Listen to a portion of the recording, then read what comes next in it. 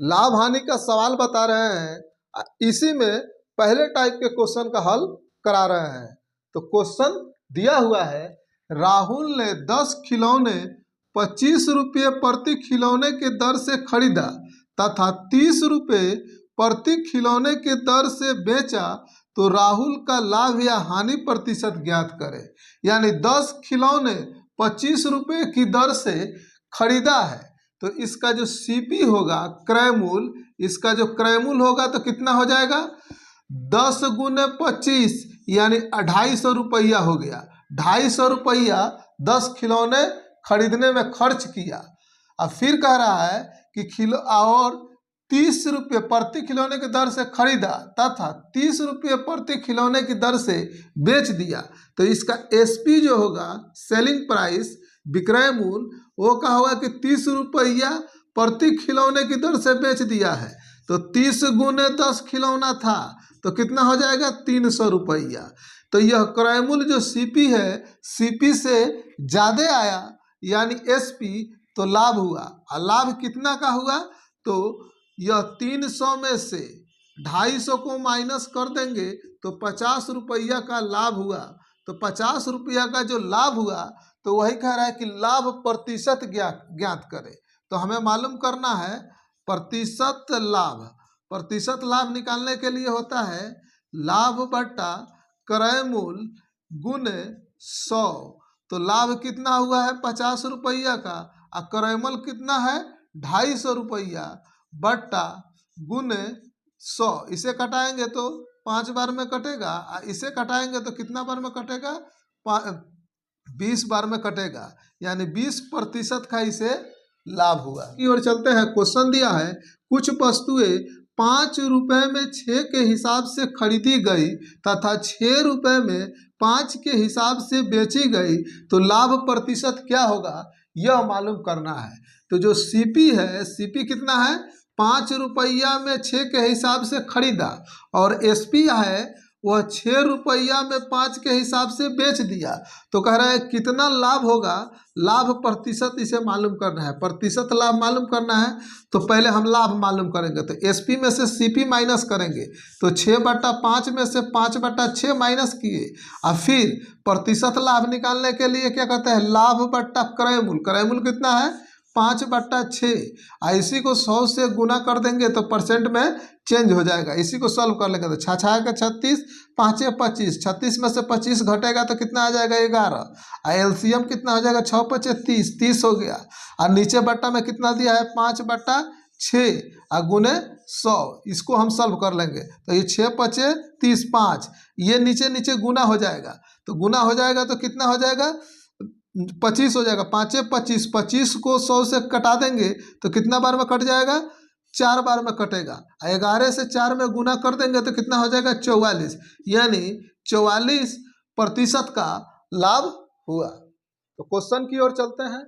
Question दिया है 20% लाभ लेकर एक दुकानदार किसी वस्तु को 390 रुपये में बेचता है, तो उस वस्तु का क्रय मूल्य ज्ञात करें। तो कह रहा है कि लाभ लिया है कितना का, लाभ जो लिया है वह 20% का लाभ लिया है।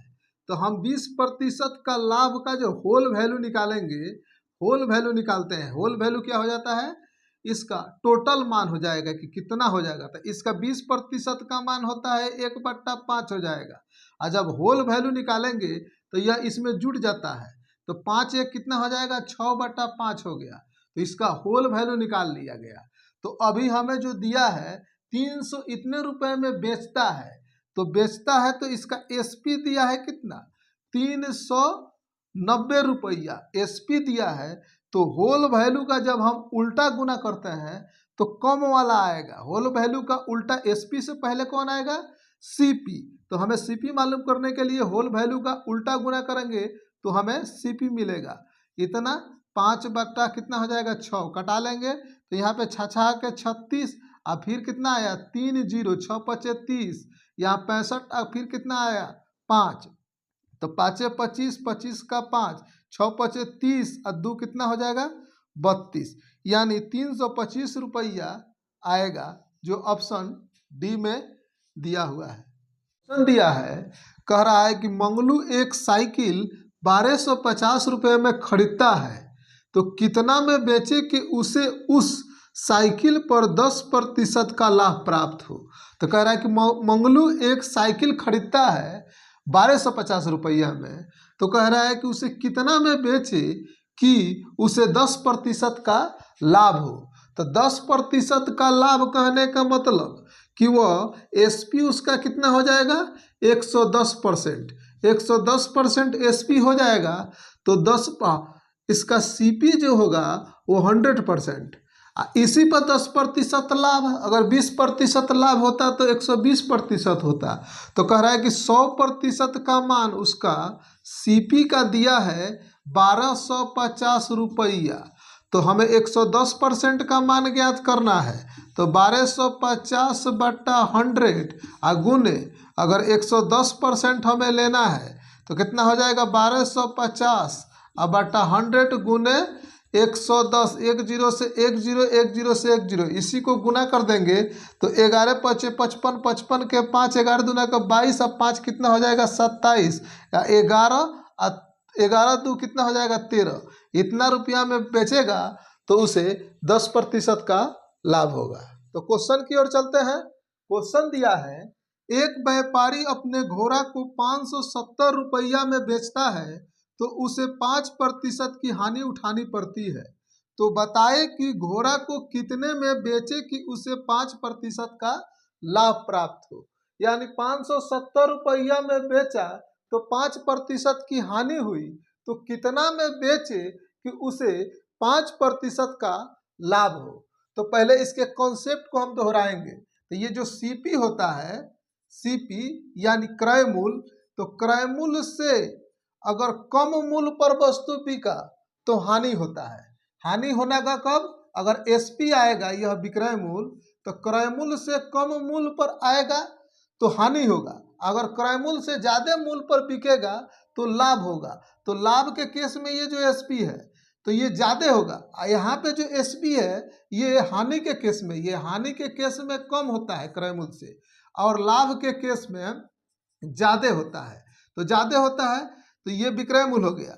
तो कह रहा है कि ये जो क्रय मूल्य है 570 रुपया वाला, तो अगर मान लीजिए कि ये 100% है, क्रय मूल्य अगर 100% होगा, तो अगर घोड़ा को 5% की हानि पर बेचेंगे तो कितना हो जाएगा 95%, ये हो जाएगा 95% इसका विक्रय मूल्य। ये जब लाभ पर बेचेंगे तो कितना हो जाएगा 105% इसका क्या होगा एसपी होगा विक्रय मूल्य, जब लाभ होगा तब, हानि होगा तो 95%। तो कह रहा है कि घोड़ा को 570 रुपया में बेचा है तो 5% की हानि हुआ है, तो 570 रुपया में बेचा तो 5% की हानि हुआ, तो कितना हुआ 95%, 95%, तो ये 95% किसके बराबर हो जाएगा 570 के बराबर हो जाएगा। 95% 570 के बराबर होगा। हमें क्या निकालना है, एसपी निकालना है लाभ वाला, कि 5% ज़्यादा पर बिके तो कितना आएगा। तो 95% पर का मान इतना, तो इसका 1% का मान कितना हो जाएगा 570 बटा 95, तो हमें कितना निकालना है 105 पर, तो 105% का मान कितना हो जाएगा 570 बटा 95 और गुने कितना हो जाएगा 105। इसी को कटा लेंगे, इसे कटाएंगे तो 5 दूना के 10, 5 इकाई 5, 5 से कटाएंगे 19 पचे 95, 19 तिया 57, 30 आया, 21 तिया कितना हो जाएगा 63, 630, 1 जीरो है तो लगा देंगे। इतना रुपया में बेचेगा तो उसे 5% का लाभ। क्वेश्चन दिया है, एक आदमी अपनी घड़ी 144 रुपये में बेचता है, यदि उसके लाभ की प्रतिशतता लागत मूल्य के बराबर हो तो घड़ी की लागत क्या है यह मालूम करना है। तो हमें घड़ी का लागत मूल्य ज्ञात करना है, लागत मूल्य मालूम करना है।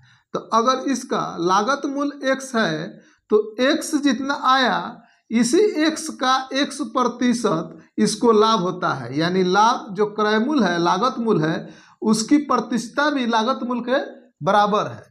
तो कह रहा है कि ये क्रय मूल्य में इतना प्रतिशत लाभ जुटा तो विक्रय मूल्य कितना आएगा 144 रुपया, इतना रुपया में बिकाया है। अब इसी पर समीकरण का मान संतुष्ट करेंगे, इससे बाई ऑप्शन बनाएंगे तो x प्लस x का x% बराबर 144, यानी x के जगह पर अगर 80 हम लेते हैं तो x 80 और फिर इसका 80% इसे लाभ होता है, x का इतना, इसको हम सॉल्व करेंगे। अगर करने के बाद 144 आ जाएगा तो अब समीकरण को संतुष्ट करेगा।